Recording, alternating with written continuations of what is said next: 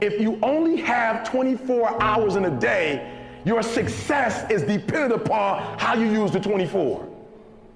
You gotta hear me. People talk about Oprah Winfrey, Ted Turner, Warren Buffett. Listen to me. I don't care how much money you make. You only get 24 hours in a day. And the difference between Oprah and the person that's broke is Oprah uses her 24 hours wisely.